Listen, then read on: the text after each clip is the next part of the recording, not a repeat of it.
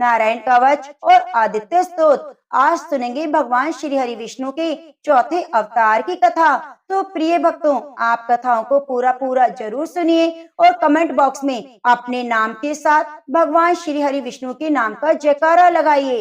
तो प्रेम से बोलिए जय श्री कृष्णा, राधे राधे। आइए भगवान श्री गणेश के नाम का ध्यान करते हुए कथा को सुनते हैं। सबसे पहले सुनते हैं गणेश भगवान की एक छोटी सी कहानी, क्योंकि हर कथा कहानी में हमें पहले गणेश भगवान की कहानी जरूर सुननी चाहिए। एक समय की बात है, एक पंडित और पंडिताइन रहते थे। उनके एक लड़का था। लड़का गणेश जी का परम भक्त था। दिन रात गणेश जी की सेवा में लगा रहता, पर घर पर कोई अन्य काम नहीं करता। उसका पिताजी आसपास के गांव से आटा मांग कर लाते, उसी से अपना जीवन कट रहा था। यह देखकर उसकी माँ को यह बिल्कुल अच्छा नहीं लगता कि तुम 24 घंटे गणेश जी की पूजा करते हो। घर का कोई काम धंधा कर लो, तुम्हारे पिताजी के कामों में हाथ बटा दो। लेकिन उस लड़के पर इस बात का कोई असर ना होता। यह देखकर पंडिताइन बहुत दुखी रहती। बच्चे के न मानने पर वे बार बार बहस करती रहती कि बेटा कोई काम धंधा कर लो। इस तरह तो उनके घर में रोज लड़ाई झगड़े होने लगे। रोजाना लड़ाई झगड़ों से वे लड़का दुखी हो गया और गणेश जी का नाम लेकर एक दिन घर छोड़कर निकल गया और कहकर गया कि अब तो मैं गणेश भगवान से मिलकर आऊंगा। तब लड़का तो जय गणेश बोलते हुए जा रहा था। गांव से निकलकर सड़क पर आ गया। सड़क को छोड़कर वन में चला गया। चलता चलता गहरे वन में चला गया। वहां जाकर जोर जोर से गणेश जी को पुकारने लगा। रात हो चुकी थी। जंगली जानवरों के चिल्लाने की आवाजें आ रही थी, जिसके कारण वह लड़का बुरी तरह से डर गया। बहुत दुखी होकर जय गणेश कहता हुआ इस तरह बिलख रहा था, तो उसकी चीख और पुकार को सुनकर गणेश जी का सिंहासन हिलने लगा। तो रिद्धि सिद्धि कहने लगी कि महाराज, कोई सच्चा भक्त है, आपको सच्चे मन से पुकार रहा है, आपको उसकी रक्षा करनी चाहिए। तब गणेश भगवान बूढ़े ब्राह्मण का वेश धारण करके उस बालक के सामने आए। पूछने लगे, बेटा तुम क्यों रो रहे हो? तो वह बालक कहने लगा, मैं तो घर से गणेश जी से मिलने निकला हूँ। चलते चलते इतना दूर निकल आया, पर मुझे तो गणेश जी कहीं दिखाई नहीं दिए, न मुझे घर जाने का पता मालूम। बाबा, अगर आप जानते हो तो बताओ गणेश भगवान कहाँ मिलेंगे? तब ब्राह्मण विस्तार पूर्वक गणेश जी से बोले कि बेटा तू घर चला जा, यहाँ तुझे शेर, चीते, भालू खा जाएंगे। तो बालक कहने लगा, मैं घर नहीं जाऊंगा, गणेश जी महाराज से मिलकर जाऊंगा, चाहे मुझे शेर कितना ही खा जाए, आज तो कुछ भी हो जाए, मैं तो गणेश से मिलकर रहूंगा। इसी पूजा की वजह से मैं घर में रोज लड़ाई झगड़ा करता था। आज मैं बहुत दुखी होकर घर छोड़कर आया हूँ। ये सारी बातें मैं आज गणेश से मिलकर बताऊंगा। फिर उन्होंने पूछा, तुम ही बताओ मुझे क्या करना चाहिए? तो बालक की भोली सूरत और उसकी बातें सुनकर गणेश जी बहुत प्रसन्न हुए और कहने लगे, बेटा मैं ही गणेश हूँ। यह कहकर गणेश जी ने अपना वास्तविक रूप उस बच्चे को दिखा दिया। तो लड़का गणेश जी को देखकर प्रणाम करके बहुत खुश हुआ और कहने लगा, आप तो यहाँ हैं, मैं कब से आवाजें लगा रहा हूँ, आपने इतनी देर क्यों की मुझसे मिलने के लिए? आपको पता नहीं मैं कितना दुखी हूँ। तो इस तरह उसकी बातें सुनकर गणेश जी बड़े ही प्रसन्न हुए और कहने लगे, बेटा तुझे जो कुछ मांगना है मांग ले, मैं सब कुछ दूंगा। तो लड़के ने थोड़ी देर विचार किया और बोला कि घोड़ा लगाम मांगू, गजराज मांगू, हाथी महल मांगू, मूंगे मोती मांगू, सुंदर बहू मांगू, गुलाब जैसी जो फूलों से खिले, माँ बाप का लाड प्यार मांगू और आशीर्वाद मांगू, सदैव गजानन तेरा, मैं आपकी भक्ति कर सकूं, इसके सिवा मुझे कुछ न चाहिए। गणेश भगवान बोले, अरे तूने तो सब कुछ मांग लिया, और तथास्तु कहकर वहां से अंतर्ध्यान हो गए। गणेश भगवान के आशीर्वाद से उस लड़के को घर का रास्ता साफ साफ दिखाई देने लगा और वे अपने घर को चल पड़ा। वहां जाकर देखा, जो झोपड़ी छोड़कर गया था वह तो महल बन गई। सुंदर सा घोड़ा खड़ा है, हाथी गजराज खड़े हैं, कमरे के अंदर पलंग पर सुंदर दुल्हन बैठी है। वह इधर उधर अपनी माँ को ढूंढने लगा। तभी उसने देखा, उसकी माँ तो मंदिर में बैठी गणेश जी की पूजा कर रही है। वे बहुत हैरान हुआ। वे अपनी माँ को प्रणाम करके बोला, माँ आप गणेश जी की पूजा कर रही हो, मुझे इतनी डांटती थी। माँ कहने लगी, बेटा यह सब गणेश जी के पुण्य प्रताप से प्राप्त हुआ है, आज मेरी समझ में आ गया। आज के बाद हम सब मिलकर गणेश भगवान की पूजा अर्चना करेंगे और घर के सभी सदस्य खुश पूर्वक रहने लगे। हे गणेश भगवान, जैसे आपने उस लड़के के घर में अनधन के भंडारे भरे, सुख सौभाग्य दिया, वैसे ही सबको देना। प्रेम से बोलो गणेश भगवान की जय। भगवान श्री कृष्ण को अपने भक्त बहुत ही प्रिय हैं और माना जाता है कि जो भी भक्त अनन्य भाव से श्री कृष्ण की भक्ति करते हैं, भगवान उनके कार्य स्वयं पूरे करते हैं। तो आइए आज सुनते हैं भगवान श्री कृष्ण की भक्ति पूर्ण सत्य कथा। इसके बाद सुनेंगे आज के महात्म्य की संपूर्ण कथा। एक समय की बात है, एक संत रहा करते थे। वे भगवान श्री कृष्ण के परम भक्त थे। श्री कृष्ण जी की मानसिक पूजा करते। उन्होंने भगवान श्री कृष्ण के साथ पिता और पुत्र जैसा संबंध बना रखा था।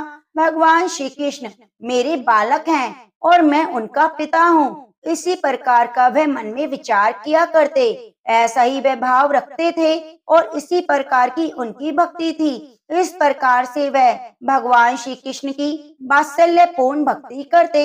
वह प्रतिदिन कान्हा जी को उठाते, उन्हें भोजन कराते, गोद में खिलाते और अपना पूरा वात्सल्य भगवान श्री कृष्ण पर उड़ेल देते थे। संत जी कभी कभी कहते, कान्हा मेरी दाढ़ी नोच रहा है, तो कभी कहते, कान्हा भाग रहा है। वे स्वयं उसके पीछे पीछे पकड़ने के लिए दौड़ते थे। इस प्रकार से भक्त भाव में ही श्री कृष्ण में वह पूरा संसार भूल गए थे। हर समय कृष्ण भक्ति में ही रमे रहते।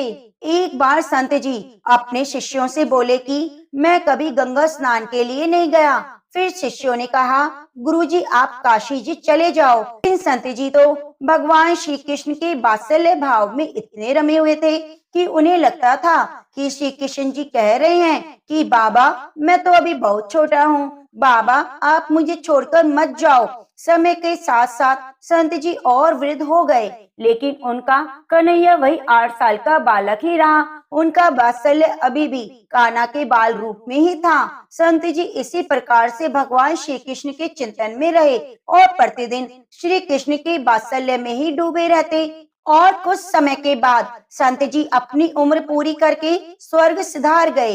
इधर शिष्य उन्हें शमशान ले जाने के लिए जाने की तैयारी करने लगे, तो इतने में ही 7-8 साल का एक सुंदर बालक गंगा जल का घड़ा लेकर आया और कहने लगा कि मैं इनका मानस पुत्र हूँ और मैं ही संस्कार करूंगा। इनकी इच्छा थी कि गंगा स्नान के लिए जाएं, इसलिए मैं उनकी इच्छा अवश्य पूरी करूंगा और इसलिए मैं घड़े में गंगा जल लेकर आया हूँ। अब बालक ने संत जी के पार्थिव शरीर को गंगा जल से स्नान कराया, संत के माथे पर तिलक लगाया और अग्नि संस्कार भी किया। उस बालक में एक अद्भुत सी कशिश थी। कोई कुछ भी नहीं बोल सका और किसी ने कुछ पूछा भी नहीं। अग्नि संस्कार के बाद वह बालक अंतर्ध्यान हो गया।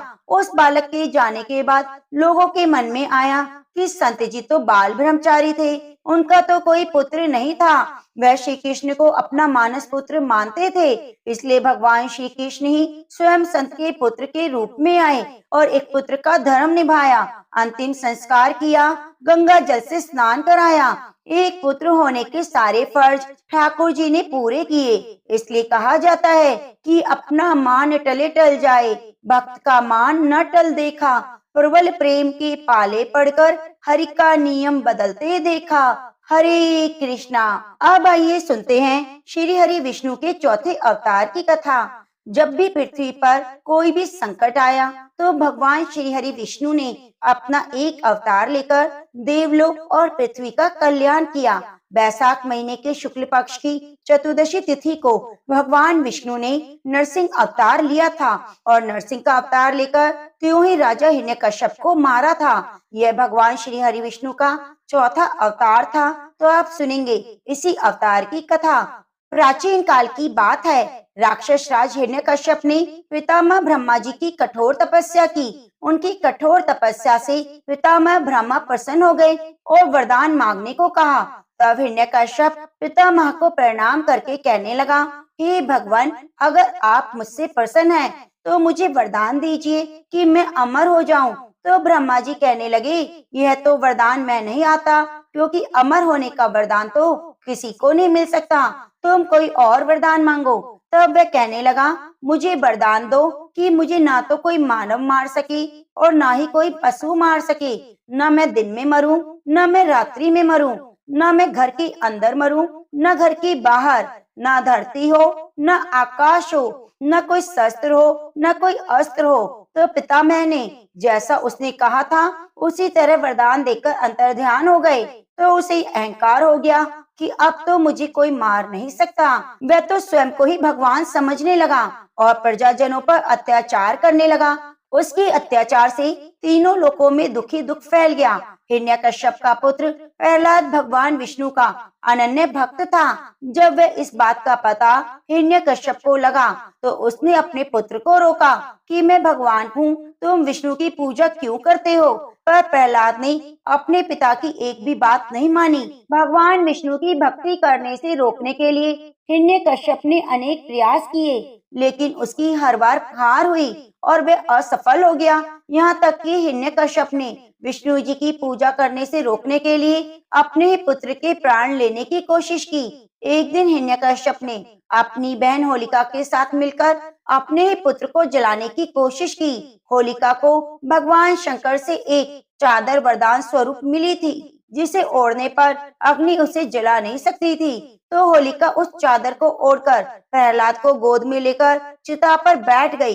हिरण्यकश्यप बहुत ही खुश था कि आज प्रहलाद का अंत हो जाएगा। जैसे चिता को अग्नि लगाई गई, आग धू धू करके जलने लगी। देव योग से वह चादर उड़कर प्रहलाद के ऊपर आ गई, जिससे प्रहलाद की जान बच गई और उसकी बुआ होलिका जल गई। ये फाल्गुन मास की पूर्णिमा की तिथि थी, तो इस दिन को होली के नाम से जाना जाता है। इस दिन होली जलाकर होलिका नाम की दुर्भावना का अंत होता है और भगवान द्वारा भक्त की रक्षा का जश्न मनाया जाता है। होली से पूर्व 8 दिन दहन की तैयारी की जाती है। जब प्रहलाद को नारायण की भक्ति से विमुख करने के सभी उपाय निष्फल होने लगे, तो हिरण्यकश्यपु ने फाल्गुन शुक्ल अष्टमी के दिन अपने पुत्र को बंदी बना लिया और मृत्यु हेतु तरह तरह की यातनाएं दी। तभी से होली के पहले के 8 दिन होलाष्टक के नाम से जाने जाते हैं। एक दिन जब प्रहलाद ने कहा, भगवान विष्णु तो सर्वत्र व्याप्त है, तो हिरण्यकश्यपु ने उसे चुनौती देते हुए कहा, अगर तुम्हारे प्रभु सभी जगह हैं, तो इस स्तंभ में क्यों नहीं दिखाई देते? ये कहते हुए उसने अपने महल के उस स्तंभ पर प्रहार किया। तभी स्तंभ में से भगवान विष्णु नरसिंह अवतार के रूप में प्रकट हुए। उन्होंने हिरण्यकश्यप को उठा लिया और उसे महल की दहलीज पर ले आए। भगवान नरसिंह ने अपनी जंघा पर लिटाकर उसके सीने अपने नाखूनों से चीर दिए और अपने भक्त प्रहलाद की रक्षा की। भगवान नरसिंह ने जिस स्थान पर हिरण्यकश्यप का वध किया था, वह न तो घर के भीतर था न घर के बाहर। उस समय गोधूली बेला थी, यानी न दिन था न रात्रि थी। नरसिंह न पूरी तरह से मानव थे और न पशु थे। हिरण्यकश्यप का वध करते हुए उन्होंने अपनी जंघा पर उसे लिटाया था, इसलिए वहां न धरती थी और न आकाश था। अपने नाखूनों से वध किया, इसलिए कोई भी अस्त्र शस्त्र का प्रयोग नहीं हुआ। इसी दिन को नरसिंह जयंती के रूप में मनाया जाता है। इसलिए कहा जाता है कि अगर कई मनुष्यों पर संकट आया है और अपने जीवन में बहुत तरह की मुसीबतों का सामना कर रहा है, तो उसे भगवान विष्णु के नरसिंह अवतार की पूजा करके नरसिंह मंत्र का स्मरण करना चाहिए। इससे सभी संकटों से छुटकारा मिल जाता है। और कभी भी घर की दहलीज पर बैठकर खाना नहीं खाना चाहिए। घर की दहलीज पर खड़े होकर कोई भी शुभ कार्य नहीं करना चाहिए। तो प्रिय भक्तों, प्रेम से बोलिए नरसिंह अवतार की जय। अब आइए सुनते हैं पौष मास महात्म्य में स्कंद महापुराण की आगे की कथा। प्रिय भक्तों, अगर आपने पिछले अध्याय नहीं सुने तो कृपया जरूर सुनिए। थॉमस जी कहते हैं, तदंतर उस देवासुर संग्राम में इंद्र ने भी दैत्यों का बड़ा भयंकर संहार किया। उनका वह कृत्य अद्भुत था। उस समय अस्त्र शास्त्र का आश्रय लेकर सचीपति इंद्र दुर्जय दैत्यों के लिए काल रूप हो रहे थे। जब इस प्रकार असुर मारे जा रहे थे, उस समय इंद्र को रोकने के लिए भगवान नारद जी वहां पधारे और यूं बोले, असुरों के मंडल में जो वीर योद्धा मारे गए हैं, उनके लिए अब तुम भयभीत सैनिकों की हत्या क्यों कर रहे हो, जो भयभीत होकर शरण में आ जाते हैं। ऐसे सैनिकों की जो लोग विजय मत से उन्मत्त होकर हत्या करते हैं, उन्हें महापातकी और ब्रह्म हत्यारा समझना चाहिए। इसलिए तुम्हें मन से भी किसी भयभीत प्राणी की हिंसा नहीं करनी चाहिए। महात्मा नारद के यूं कहने पर इंद्रदेव सेना के साथ तत्काल स्वर्ग में चले आए। उस समय सब देवता परस्पर अधिक हर्ष प्रकट करने लगे। यक्ष, गंधर्व, किन्नरगण भी बड़े आनंदित हुए।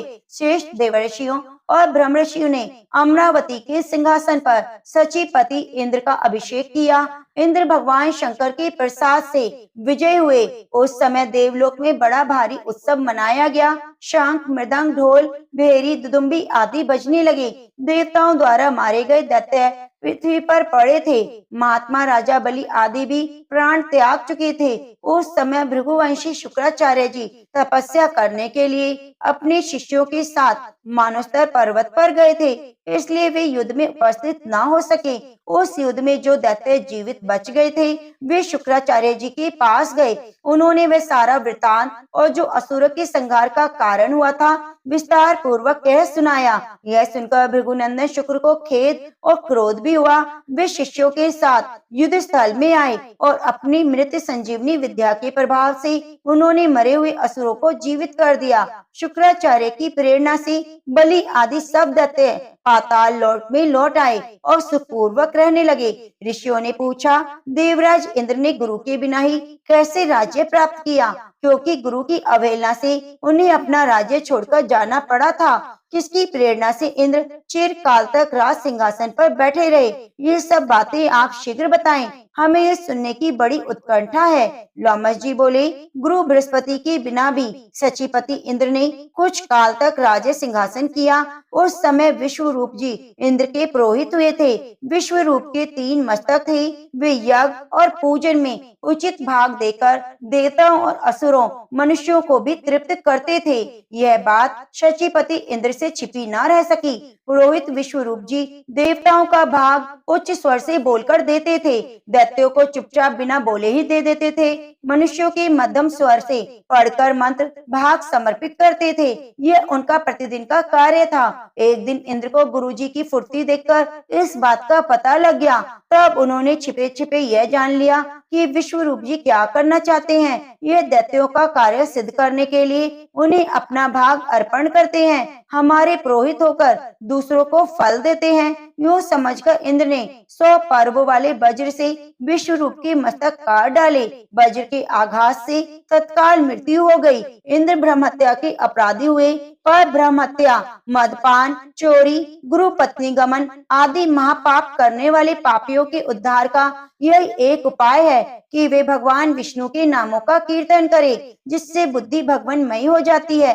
तदंतर धुएं के समान रंग वाली और 3 मस्तकों वाली ब्रह्म हत्या इंद्र को निगल जाने के लिए उनके पास आई। उसे देखकर इंद्र को बड़ा भय हुआ, अतः वे वहां से भाग चले। उन्हें भागते देख भयदायिनी ब्रह्म हत्या उनका पीछा करने लगी। जब वे भागते भागते तब वे उनके पीछे पीछे दौड़ती और खड़े होने पर खड़ा हो जाती। अपने शरीर की परछाई के समान वे इंद्र के पीछे लगी रहती। आते जाते सहसा वे इंद्र को लपेटे रहने के लिए झपटी। इतने में इंद्र बड़ी फुर्ती के साथ पानी में कूद पड़े। वही गोता लगा लिया, मानो वे चिरकाल से जल में ही निवास करने वाले कोई जलचर जीव हों। इस प्रकार उस जल में बड़े दुख के साथ निवास करते हुए इंद्र के 300 दिव्य वर्ष पूरे हो गए। उस समय स्वर्ग लोक में भयंकर अराजकता फैल गई। देवता और तपस्वी ऋषि भी चिंतित हो उठे। तीनों लोग विपत्ति ग्रस्त हो गए। जिस राज्य में एक भी ब्रह्म हत्यारा निर्भय होकर निवास करता, वहाँ साधु पुरुषों की अकाल मृत्यु होती। विप्रगण, जिस राज्य में पापात्मा राजा निवास करता है, वहाँ प्रजा के विनाश के लिए दुर्भिक्ष, मृत्यु, उपद्रव और भी बहुत से अनर्थ उत्पन्न होते हैं। अतः राजा को श्रद्धा पूर्वक धर्म का पालन करना चाहिए। राजा के पवित्र होने से उसकी प्रजा पवित्र होकर स्थिरता प्राप्त करती है। इंद्र ने जो पाप किया था, उसके कारण संपूर्ण जगत नाना प्रकार के संतापों से पीड़ित और उपद्रवग्रस्त हो गया है। शौनक जी ने पूछा, सूत जी, इंद्र ने से तो 100 अश्वमेघ यज्ञों का अनुष्ठान करके देवताओं का विशाल राज्य प्राप्त किया, फिर उसमें विघ्न क्यों उत्पन्न होता है? सूत जी बोले, देवताओं, दानवों और विशेषतः मनुष्य के सुख दुख का कारण कर्म है, इसमें संशय नहीं। इंद्र ने बड़ा ही अद्भुत और घृणित कर्म किया। उन्होंने गुरु की अवहेलना की, साथ ही विश्व रूप का वध कर डाला। इतना ही नहीं, गुरु तुल्य महर्षि गौतम की पत्नी का भी उन्होंने उपभोग किया। इन्हीं सब बुरे कर्मों का फल देवराज इंद्र को प्राप्त हुआ, जिसे टालने का कोई उपाय नहीं था। जो पाप कर्म करने वाले मनुष्य उस पाप के लिए कोई प्रायश्चित नहीं करते, उनका पाप थोड़ा हो या अधिक हो, एक दिन वे पीड़ित होते ही हैं। विप्रगण, यदि पाप बन जाए तो उसकी पूर्णतः शांति के लिए तत्काल प्रायश्चित कर लेना चाहिए।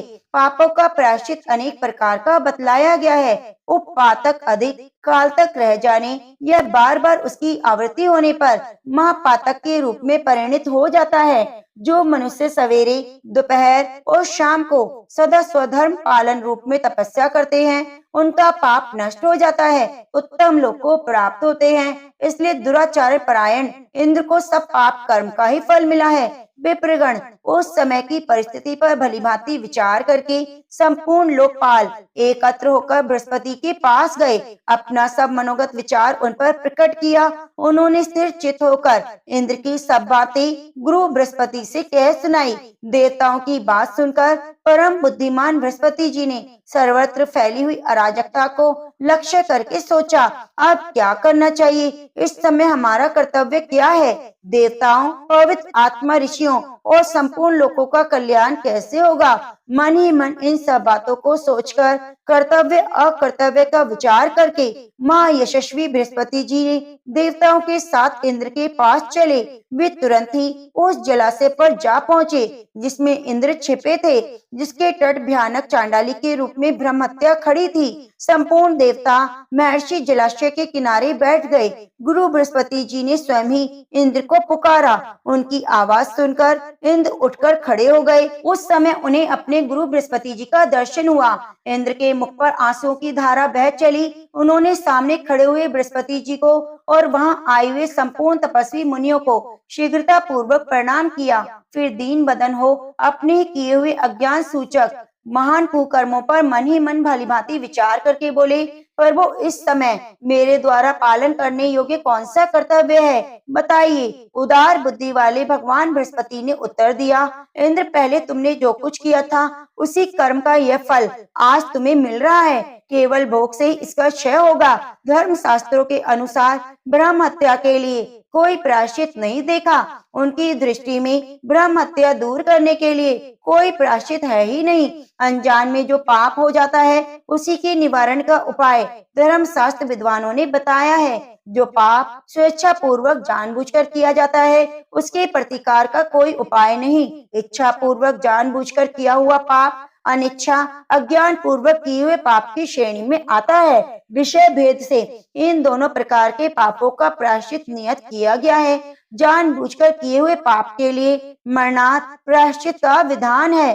अज्ञान जनित पाप के लिए विशेष प्रायश्चित बताए गए हैं। तुमने जो पाप किया है वह अनजान में नहीं हुआ। तुम्हारे द्वारा स्वयं जानबूझकर विद्वान पुरोहित ब्राह्मण का वध किया गया है, अतः उसके निवारण का कोई उपाय नहीं। जब तक मृत्यु नहीं हो जाती तब तक तुम इस जल में ही स्थिर भाव से पड़े रहो। दुर्मते, तुम्हारे 100 अश्वमेध यज्ञों का फल उसी समय नष्ट हो गया जब तुमने ब्राह्मण की हत्या की थी। जैसे छेद वाले घड़े में थोड़ा भी जल नहीं ठहरता, उसी प्रकार पापी मनुष्य का पुण्य प्रतिक्षण नष्ट होता रहता है। बृहस्पति जी का यह वचन सुनकर इंद्र ने कहा, गुरुदेव, इसमें संदेह नहीं है कि मेरे कुकर्म से ही मेरी ऐसी दुर्दशा हुई है।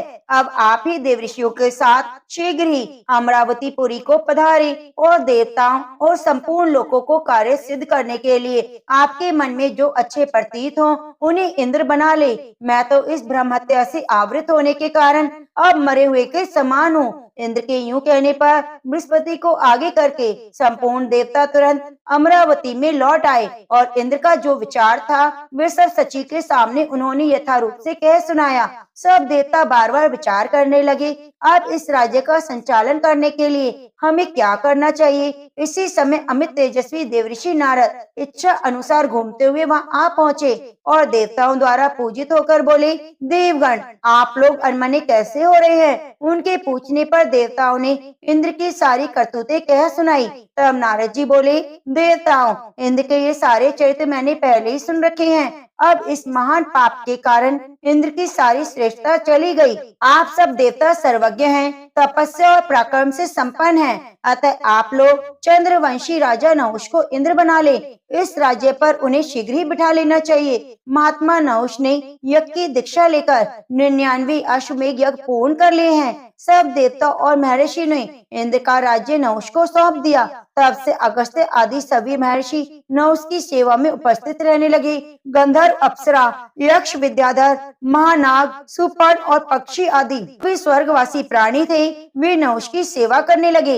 इस प्रकार उत्तम कलाओं से सुशोभित तथा संपूर्ण देवताओं से सुपूजित राजा नहुष जब स्वर्ग लोक के अधिपति हो गए, तब उन्हें महान कामानल संतृप्त करने लगे। तब राजा नहुष ने पूछा, देवताओं, क्या कारण है अभी तक इंद्राणी मेरे समीप नहीं आ रही? उन्हें शीघ्र बुलाओ। नहुष की बात सुनकर उदार बुद्धि वाले बृहस्पति जी सची के भवन में गए और बोले, कल्याणी, इंद्र के दुष्कर्म से विवश होकर यहाँ का राज्य संभालने के लिए हम लोग नहुष को ले आए हैं, परंतु तुम इस कार्य के विरुद्ध जान पड़ती हो, तभी तो अब तक वहाँ उपस्थित नहीं हुई। सची ने पापहीन गुरु बृहस्पति जी से हंसकर कहा, नहुष मुझे प्राप्त करने योग्य नहीं, आप स्वयं ही तत्व विचार करके देखें, क्या वह मुझे प्राप्त करने का अधिकारी है? मैं पराई स्त्री हूँ, अतः वह मुझे पाने की अभिलाषा रखता है। उस अज्ञानी से कहिए, जो वाहन बनाने योग्य न हो, ऐसे वाहन पर बैठकर वह यहाँ आवे, तब मुझे प्राप्त कर सकता है। तथास्तु कहकर बृहस्पति जी शीघ्रता पूर्वक लौट गए और काम संतृप्त नहुष से सची देवी की कही हुई सब बातें जो कि त्यों कह सुनाई। नहुष काम से मोहित हो रहे थे। उन्होंने ठीक है यूं कहकर सची देवी की शर्त स्वीकार कर ली। फिर बुद्धि द्वारा विचार करने लगे, वाहन न बनाने योग्य कौन सी वस्तु है जो प्रशंसनीय मानी जाती है। तदंतर उन्होंने निश्चय किया कि तपस्वी ब्राह्मण ही ऐसे हैं जो वाहन बनाने की योग्य नहीं। अतः उन्होंने अपना आज वाहन बनाता हूँ। आज इंद्राणी को प्राप्त करने के लिए 2 तपस्वी ब्राह्मणों से वाहन का काम लूं, ऐसी अभिलाषा मेरे मन में उत्पन्न हुई है। इस निश्चय के अनुसार काम मोहित नहुष ने 2 ब्राह्मणों को पालकी दे दी और स्वयं उस पालकी में बैठकर बोले, सर्प सर्प शीघ्र चलो, शीघ्र चलो। नहुष की सर्प सर्प कहने से कुपित हुए एक तेजस्वी ब्राह्मण ने उन्हें शाप देकर नीचे गिरा दिया। नहुष अजगर होकर स्वर्ग से नीचे गिर पड़े। वे ऊंचे पद को पाकर भी ब्राह्मण के दुर्लभ शाप से त्रिंच योनि में पड़ गए। ऐसी दशा राजा नहुष की हुई, वैसी उनके जैसे आचरण करने वाले सबकी होती है। जो राजमद पाकर उन्मत्त हो उठते हैं, उन पर भारी विपत्ति आती है। जो राजमद से अंधे, दुराचारी, कामी और विषयों में रचे पचे रहते हैं, वे ब्राह्मणों का अपमान करके आप पवित्र नरक में पड़ते हैं। इसलिए बुद्धिमान पुरुष को उचित है कि इहलोक परलोक में सुख पाने की इच्छा होने पर वे सर्वथा प्रयत्न करके उत्तम पद को पाकर कभी प्रमाद में न पड़े, सदा अपने कर्तव्य के प्रति सावधान रहे। वैसा अनुचित कर्म करने के कारण ही राजा नहुष महाभयानक जंगल में सर्प हुए। ऐसी परिस्थिति उत्पन्न होने पर देवलोक में फिर अराजकता छा गई। सब देवता उसी समय विस्मित चित होकर रहने लगे। अहो, इस राजा ने बड़ा भारी कष्ट पाया। इस दुरात्मा के लिए न तो मृत्युलोक में स्थान रहा, न स्वर्ग लोक में। महापुरुषों की अवहेलना करने से सारा पुण्य एक क्षण में भस्म हो गया। अब पृथ्वी पर दूसरा कोई यज्ञकर्ता राजा दिखाई नहीं देता जिसका इंद्र के सिंहासन पर अभिषेक किया जा सके। इसलिए सब देवता, ऋषि, नाग, गंधर्व, यक्ष, पक्षी, किन्नर, विद्याधर, असुरगण, अप्सराएं, मनुष्य चिंतित हो गए। तदंतर सची देवी ने धर्म और अर्थयुक्त वाणी में कहा, गुरुदेव बृहस्पति, अन्य देवताओं, चिंता ना करो। तुम सब लोगों को अब वही जाना चाहिए जहाँ हमारे स्वामी रहते हैं। इंद्राणी की बात सुनकर बृहस्पति जी देवताओं के साथ ब्रह्म हत्या पीड़ित इंद्र के समीप गए। जलाशय के किनारे पहुंचकर देवताओं ने इंद्र को पुकारा। इंद्र ने जल में खड़े होकर देवताओं पर दृष्टिपात किया और कहा, अब तुम लोग यहाँ क्यों आए हो? मैं तो पाप से पीड़ित हूँ, ब्रह्म हत्या में डूबा हूँ और यहाँ अकेले ही तपस्या करते हुए जल में निवास करता हूँ। उसकी बात सुनकर देवता विहल हो गए और बोले, देवराज, विश्वकर्मा के पुत्र विश्वरूप ने ऐसा यज्ञ करना आरंभ किया था जिससे देवता और तपस्वी ऋषि विनाश को प्राप्त हो जाते। इस कारण परोपकार की दृष्टि से ही आपने उसका वध किया था। इसलिए हम सब लोग आपको अमरावती ले चलने के लिए आए हैं। देवताओं की इस प्रकार बातचीत हो रही थी। ब्रह्म हत्या भी तुरंत बोल उठी, मैं देवराज इंद्र को अमरावती जाने से रोकती हूँ। यह सुनकर बृहस्पति ने सहसा उसको उत्तर दिया, ब्रह्म हत्या, हम तुम्हारे निवास के लिए दूसरे स्थान नियत करेंगे। कार्य की गुरुता की दृष्टि में रखकर देवताओं ने उस समय ब्रह्म हत्या को शांत कर दिया। फिर सबने विचार करके ब्रह्म हत्या को 4 भागों में बांटा। उसके बाद देवताओं ने सबसे पहले पृथ्वी से कहा, देवी, देवताओं की कार्य सिद्धि के लिए इंद्र की ब्रह्म हत्या का एक अंश तुम्हें ग्रहण करना चाहिए। देवताओं की यह बात सुनकर पृथ्वी कांप उठी, बोली, आप लोग ही विचार करें, मैं ब्रह्म हत्या का अंश कैसे ग्रहण कर सकती हूँ। मैं संपूर्ण भूतों को धारण करने वाली, विश्व का भरण पोषण करने वाली हूँ। मैं इस पाप कर्म में डूबकर अपवित्र हो जाऊंगी। पृथ्वी का वचन सुनकर बृहस्पति ने कहा, सुंदरी, तुम भय मत करो, तुम तो सर्वथा निष्पाप हो। जिस समय यदुकुल में भगवान वसुदेव अवतार लेंगे, उस समय उनके चरणों के स्पर्श से यह ब्रह्म हत्या का आंशिक पाप भी निवृत्त हो जाएगा और पूर्णतः निष्पाप होकर रहोगी। उनके यूं कहने पर पृथ्वी ने उनकी आज्ञा का पालन किया। इसके बाद सब देवताओं ने वृक्षों को बुलाकर कहा, आप लोग देव कार्य की सिद्धि के लिए ब्रह्म हत्या का एक अंश ग्रहण करें। तब वृक्ष वहां पधारे और देवताओं से बोले, यदि हम सब लोग ब्रह्म हत्या के पाप से लिप्त हो जाएंगे तो संपूर्ण महात्मा भी ब्रह्म हत्या युक्त होकर पापी हो जाएंगे। यह सुनकर बृहस्पति जी ने कहा, तुम लोग चिंता ना करो, इंद्र के प्रसाद से तुम लोग काटे जाने पर भी अनेक अंशों में विभक्त हो शाखा डालियों से संपन्न हो जाओगे। इस प्रकार सदा शुद्ध बने रहोगे। बृहस्पति के इस प्रकार आश्वासन देने पर सब वृक्षों ने आंशिक ब्रह्म हत्या को आपस में बांट लिया। उसके बाद देवताओं ने जलों को बुलाकर कहा, तुम भी देव कार्य की सिद्धि के लिए ब्रह्म हत्या का एक अंश स्वीकार करो। तब सब जल एकत्रित होकर बृहस्पति जी से बोले, जो कोई पाप या दुष्कर्म है वे हमारे संपर्क और संबंध से दूर होते हैं। हमारे द्वारा स्नान, शौच, पान आदि करने से संपूर्ण पाप दूर हो जाते हैं। उनकी बात सुनकर बृहस्पति जी ने उत्तर दिया, तुम दुस्तर पाप से भय न करो। मैं वरदान देता हूँ, चराचर जगत में निवास करने वाले संपूर्ण प्राणियों को जल पवित्र करे। उनके यूं कहने पर जल ने ब्रह्म हत्या का तीसरा अंश ग्रहण किया। इसके बाद बृहस्पति ने स्त्रियों को बुलाकर कहा, तुम लोग भी इस समय सब कार्य की सिद्धि के लिए ब्रह्म हत्या का शेष अंश ग्रहण करो। देवगुरु का वचन सुनकर स्त्रियां बोली, भगवान, संपूर्ण स्त्रियां धर्म, अर्थ, काम की सिद्धि के लिए उत्पन्न हुई हैं। यदि नारी पापाचार करे तो उस पाप से अनेक पक्ष, पिता, नाना, पति के कुल लिप्त होते हैं। ऐसी वेदों की आज्ञा है। क्या आपने ऐसी कोई बात नहीं सुनी? फिर स्वयं विचार कर लें, हमारा क्या कर्तव्य है। स्त्रियों के यूं कहने पर बृहस्पति जी ने वरदान दिया, देवियों, तुम सब इस पाप का भय न करो। तुम्हारे द्वारा स्वीकृत ब्रह्म हत्या का ये अंश भावी पीढ़ियों के लिए और दूसरों के लिए शुभ फल देने वाला होगा। तुम सबको इच्छा अनुसार काम सुख प्राप्त होगा। इस प्रकार देवताओं ने ब्रह्म हत्या को 4 भाग किए और वे अंश तत्काल ही पूर्वोक्त समुदाय में स्थित हो गए। उस समय इंद्र का पाप सर्वथा नष्ट हो गया। अतः देवताओं और ऋषियों ने देवपुरी में सची सहित इंद्र का पुनः अभिषेक किया। महात्मा इंद्र संपूर्ण देवताओं, महाअनुभावों, मुनीश्वरों, सिद्धगणों के साथ पुनः लोकपाल पद पर प्रतिष्ठित हो गए। उस समय इंद्रलोक के संपूर्ण निवासियों के मन में महान उत्साह और अपार आनंद छा गया। तो प्रेम से बोलिए, श्री हरि विष्णु भगवान की जय।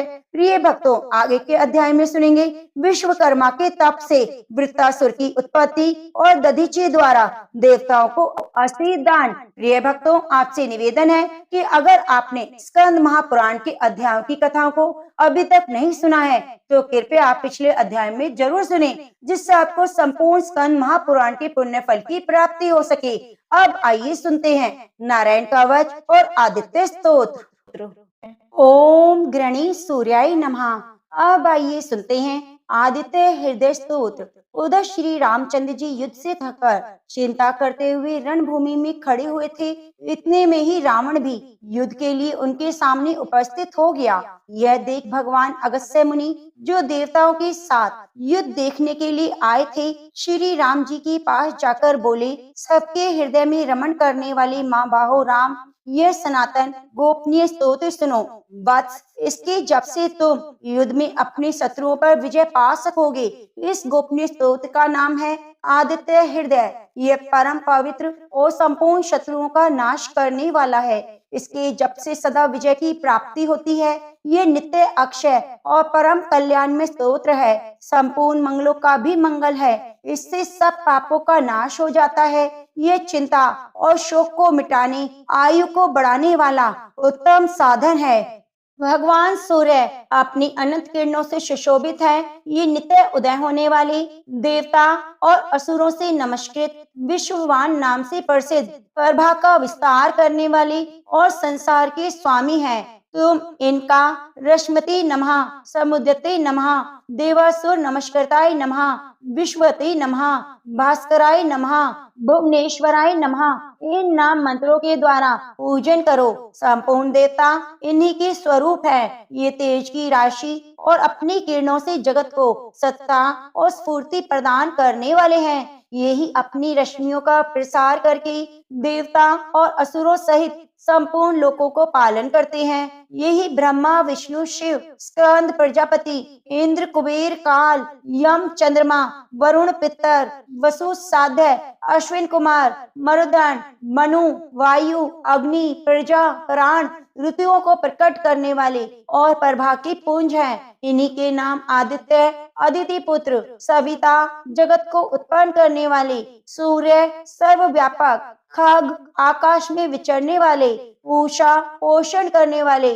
गव्यमान, प्रकाशमान, सुवर्ण सदृश, भानु, प्रकाशक, हिरण्य रेता, ब्रह्मांड की उत्पत्ति के बीज, दिवाकर, रात्रि का अंधकार दूर करके दिन का प्रकाश फैलाने वाले, हरिदश्व, दिशाओं में व्यापक और हरे रंग के घोड़े वाले, सहस्त्राक्ष, हजारों किरणों से सुशोभित, सप्तशती, 7 घोड़ों वाले, मरीचिमान, किरणों से सुशोभित, तिमिरो मंथन, अंधकार का नाश करने वाले, शंभु, कल्याण की उद्गम स्थान, त्वष्टा, भक्तों का दुख दूर करने वाले, जगत का संहार करने वाले, मार्तंडक, ब्रह्मांड को जीवन प्रदान करने वाले, अंशुमान, किरण धारण करने वाले, हिरण्यगर्भ, ब्रह्मा, शिशिर, स्वभाव से ही सुख देने वाले, तपन, गर्मी पैदा करने वाले, अहस्कर, दिनकर, रवि, सबकी स्तुति के पात्र, अग्निगर्भ, अग्नि को गर्भ में धारण करने वाले, अदिति पुत्र, शंख, आनंद स्वरूप एवं व्यापक, शिशिर नाशन, शीत का नाश करने वाले, व्योमनाथ, आकाश के स्वामी, तमोभेदी, अंधकार को नष्ट करने वाले, ऋग, यजु, सामवेद की पारगामी, घन वृष्टि, घनी वृष्टि के कारण, अपा, मित्र, जल को उत्पन्न करने वाले, विंध्य विधि पलगम, आकाश में तीव्र वेग से चलने वाले, आतपी, घाम उत्पन्न करने वाले, मंडली, किरण समूह को धारण करने वाले, मृत्यु, पिंगल, भूरे रंग वाले, सर्वतापन, सबको ताप देने वाले, कवि, त्रिकालदर्शी, विश्व सर्वस्वरूपी, महातेजस्वी, रक्त लाल रंग वाले, सर्वोद्भव, सबकी उत्पत्ति के कारण, नक्षत्र, ग्रह, तारों के स्वामी, विश्व भावन, जगत की रक्षा करने वाले, तेजस्वियों में भी अति तेजस्वी, 12 आत्मा, 12 स्वरूपों में अभिव्यक्त, इन सभी नामों से प्रसिद्ध सूर्यदेव, आपको नमस्कार है। पूर्व गिरी उद्याचल और पश्चिम गिरी अस्ताचल के रूप में आपको नमस्कार है। ज्योतिर्गणों, ग्रह और तारों के स्वामी, दिन के अधिपति, आपको प्रणाम है। आप जय स्वरूप, विजय और कल्याण के दाता हैं। आपके रथ में हरे रंग के घोड़े जुते रहते हैं। आपको बारंबार नमस्कार है। सहस्त्र किरणों से सुशोभित भगवान सूर्य, आपको बारंबार प्रणाम है। आप अदिति के पुत्र होने के कारण आदित्य नाम से प्रसिद्ध हैं। आपको नमस्कार है।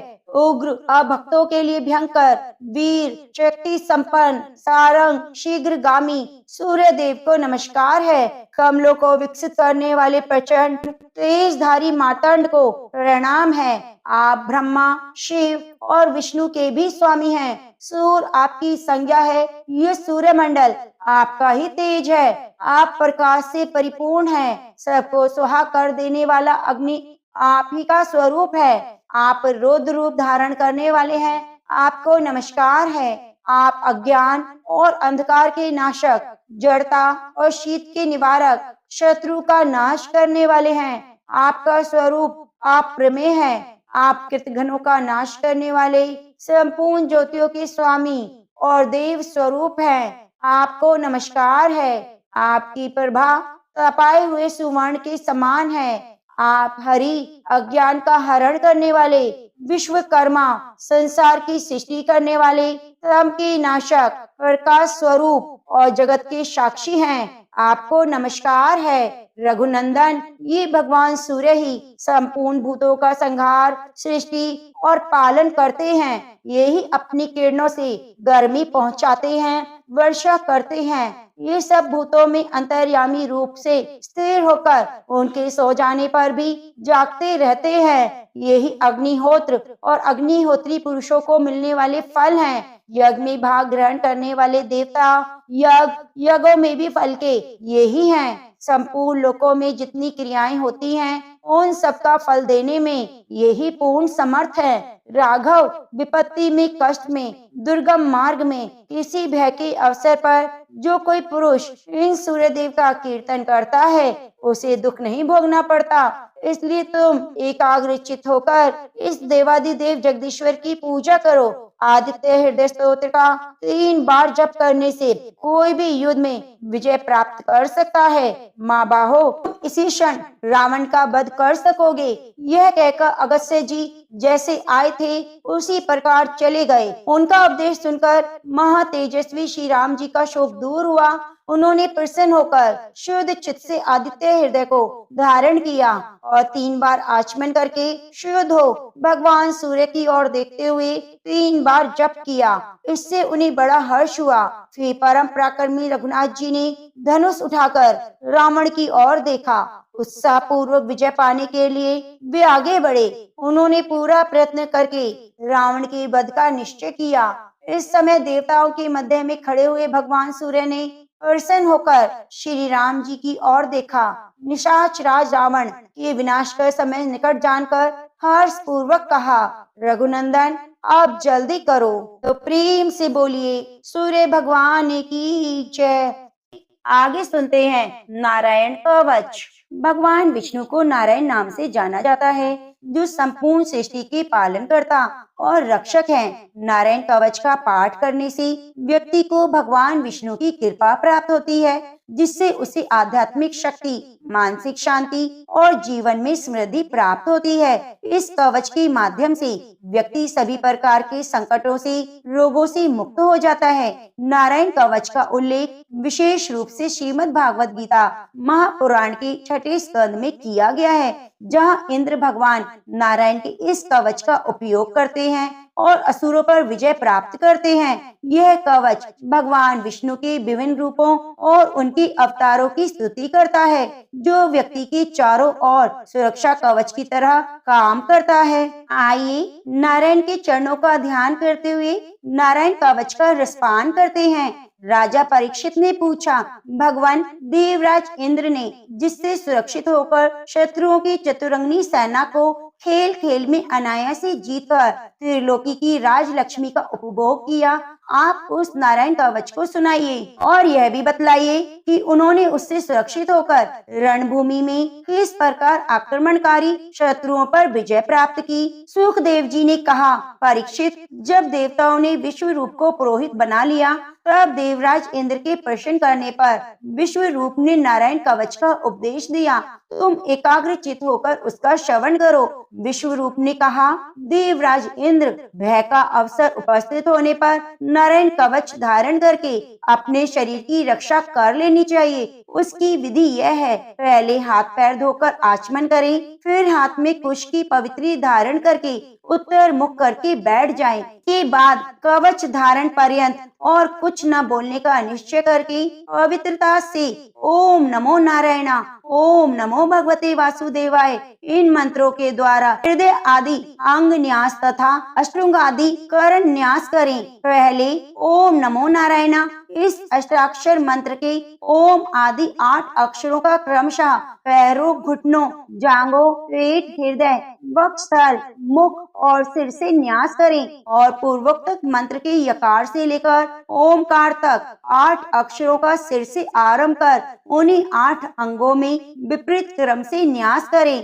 तदंतर ओम नमो भगवते वासुदेवाय इस द्वादक्षर मंत्र के ओम आदि 12 अक्षरों का दाईं तर्जनी से बाईं तर्जनी तक दोनों हाथों की 8 अंगुलियों और दोनों अंगूठों की 2-2 गांठों में न्यास करें। फिर ओम विष्णवे नमः इस मंत्र के पहले अक्षर ओम का हृदय में, वी का भ्रम रंध्र में, श का बोहों के बीच में, न का चोटी में, वे का दोनों नेत्रों में, न का शरीर की सब गांठों में न्यास करें। तदंतर ओम माँ अस्त्राय फट कहकर दिख बंद करें। इस प्रकार न्यास करने की इस विधि को जानने वाला पुरुष मंत्रमय हो जाता है। इसके बाद समग्र ऐश्वर्य, धर्म, यश, लक्ष्मी, ज्ञान और वैराग्य से परिपूर्ण इष्ट देव भगवान का ध्यान करें। अपने को भी तद्रूप ही चिंतन करें। उसके बाद विद्या तेज तपा स्वरूप इस कवच का पाठ करें। भगवान श्री हरि गरुड़ जी की पीठ पर अपने चरण कमल रखे हुए हैं। अणिमा आदि 8 सिद्धियां उनकी सेवा कर रही हैं। 8 हाथों में शंख, चक्र, ढाल, तलवार, गदा, बाण, धनुष, पास धारण किए हुए हैं। वे ही ओंकार स्वरूप प्रभु सब प्रकार से मेरी और रक्षा करें। मत्स्य मूर्ति भगवान जल के भीतर जल जंतुओं से, वरुण के पास से मेरी रक्षा करें। माया से ब्रह्मचारी रूप धारण करने वाले वामन भगवान स्थल पर विश्व रूप त्रिविक्रम भगवान आकाश से मेरी रक्षा करें। जिनके घोर अट्टहास करने से सब दिशाएं गूंज उठी थी। गर्भवती दैत्य पत्नियों के गर्भ गिर गए थे। वे दैत्य युद्धपतियों के शत्रु भगवान नरसिंह किले, जंगल, रणभूमि आदि विकट स्थानों से मेरी रक्षा करें। अपनी दाढ़ों पर पृथ्वी को उठा लेने वाले यज्ञ मूर्ति बराह भगवान मार्ग में परशुराम जी के पर्वतों के शिखरों, लक्ष्मण जी के सहित भरत के बड़े भाई भगवान रामचंद्र प्रवास के समय मेरी रक्षा करें। भगवान नारायण मारण, मोहन आदि भयंकर अभिचारों, सब प्रकार के प्रमादों से मेरी रक्षा करें। ऋषि श्रेष्ठ नर गर्भ से योगेश्वर भगवान दत्तात्रेय योग के विघ्नों से, त्रिगुणाधिपति भगवान कपिल कर्म बंधन से मेरी रक्षा करें। परम ऋषि सनत कुमार कामदेव से यह ग्रीव भगवान मार्ग में चलते समय देव मूर्तियों को नमस्कार आदि न करने के अपराध से, देव ऋषि नारद सेवा अपराधों से, भगवान कश्यप सब प्रकार के नरकों से मेरी रक्षा करें।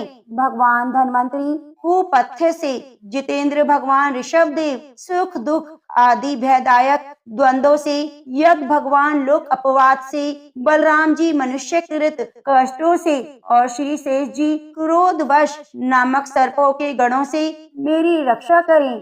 भगवान कृष्ण द्वैपायन व्यास जी अज्ञान से, बुध देव पाखंडियों से, प्रमाद से मेरी रक्षा करें। धर्म रक्षा करने वाले महान अवतार धारण करने वाले भगवान कलिक पाप बहुल कलिकाल के दोषों से मेरी रक्षा करें। प्रातः काल भगवान केशव अपनी गदा लेकर कुछ दिन चढ़ जाने पर भगवान गोविंद अपनी बांसुरी लेकर, दोपहर के पहले भगवान नारायण अपनी तीक्ष्ण शक्ति लेकर, दोपहर को भगवान विष्णु चक्र राज सुदर्शन लेकर मेरी रक्षा करें। तीसरे पैर में भगवान मधुसूदन अपना प्रचंड धनुष लेकर मेरी रक्षा करें। साय काल में ब्रह्म आदि त्रिमूर्तिधारी माधव सूर्य अस्त के बाद ऋषिकेश अर्धरात्रि के पूर्व और अर्धरात्रि के समय अकेले भगवान पद्मनाभ मेरी रक्षा करें। रात्रि के पिछले पहर में श्री वत्सल नाशन श्री हरि, उषा काल में खड्गधारी भगवान जनार्दन,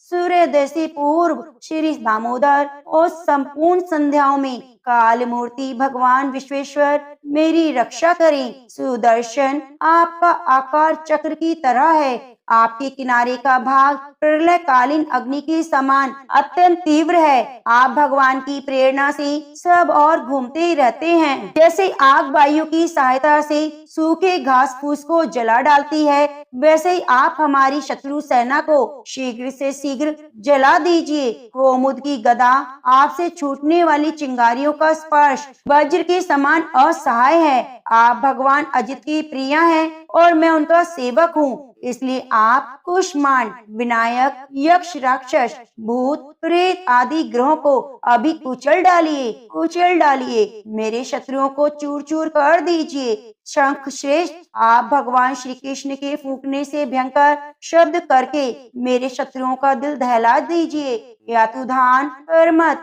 प्रेत, मातृका, पिशाच, ब्रह्म राक्षस आदि भयावनी प्राणियों को यहाँ से झटपट भगा दीजिए। भगवान की श्रेष्ठ तलवार, आपकी धार बहुत तीक्ष्ण है। आप भगवान की प्रेरणा से मेरे शत्रुओं को छिन्न भिन्न कर दीजिए। भगवान की प्यारी ढाल, आप में सैकड़ों चंद्राकार मंडल हैं। आप पाप दृष्टि पापात्मा शत्रुओं की आंखें बंद कर दीजिए, उन्हें सदा के लिए अंधा बना दीजिए। सूर्य आदि ग्रह, धूम केतु आदि केतु, दुष्ट मनुष्य, सर्प आदि रेंगने वाले जंतु, दानों वाले हिंसक पशु, भूत प्रेत आदि पापी प्राणियों से हमें जो जो भय हो, जो जो हमारे मंगल के विरोधी हो, वे सभी भगवान के नाम रूप आयुधों का कीर्तन करने से तत्काल नष्ट हो जाएं। बृहद, रथंतर आदि सामवेदी स्त्रोतों से जिनकी स्तुति की जाती है, वे वेद मूर्ति भगवान गरुड़ विश्वसेन जी अपने नाम उच्चारण के प्रभाव से हमें सब प्रकार की विपत्तियों से बचाएं।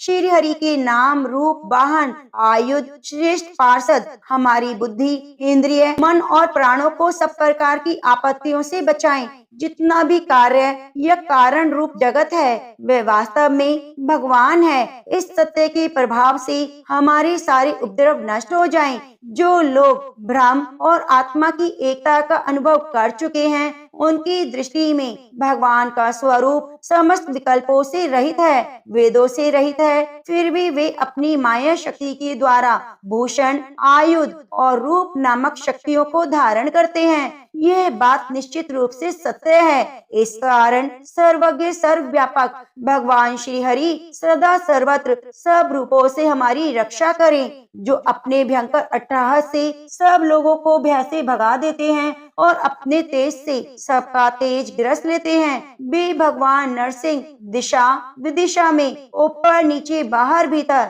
सब ओर से रक्षा करे। देवराज इंद्र, मैंने तुम्हें यह नारायण कवच सुना दिया। इस कवच से तुम अपने को सुरक्षित कर लो, फिर तुम अनायासी सब दैत्यों पर जीत लोगे।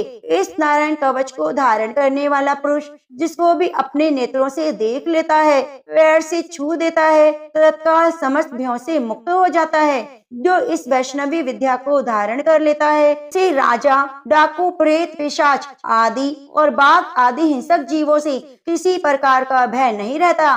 देवराज, प्राचीन काल की बात है, एक कौशिक गोत्री ब्राह्मण ने इस विद्या को धारण करके योग धारण से अपना शरीर मरुभूमि में त्याग दिया। जहाँ उस ब्राह्मण का शरीर पड़ा था, उसके ऊपर एक दिन गंधर्वराज चित्ररथ अपनी स्त्रियों के साथ विमान पर बैठकर निकले। वह आते ही वे नीचे की ओर किए विमान सहित आकाश से पृथ्वी पर गिर पड़े। इस घटना ने उनके आश्चर्य की सीमा ना रही। जब उन्हें बालखिल्य मुनियों ने बताया कि ये नारायण कवच धारण करने का प्रभाव है, तब उन्होंने उस ब्राह्मण देव की हड्डियों को ले जाकर पूर्व वाहिनी सरस्वती नदी में प्रवाहित किया। फिर स्नान करके वे अपने लोक को चले गए। श्री सुखदेव जी कहते हैं, परीक्षित, जो पुरुष इस नारायण कवच को समय पर सुनता है, आदर पूर्वक धारण करता है, उसके सामने सभी प्राणी आदर से झुक जाते हैं और सब प्रकार के भयों से मुक्त हो जाता है। परीक्षित शरत ऋतु इंद्र ने आचार्य विश्वरूपी से ये वैष्णवी विद्या प्राप्त करके रणभूमि में असुरों को जीत लिया और त्रैलोक्य लक्ष्मी का उपभोग करने लगा। तो प्रेम से बोलिए लक्ष्मी नारायण भगवान की जय।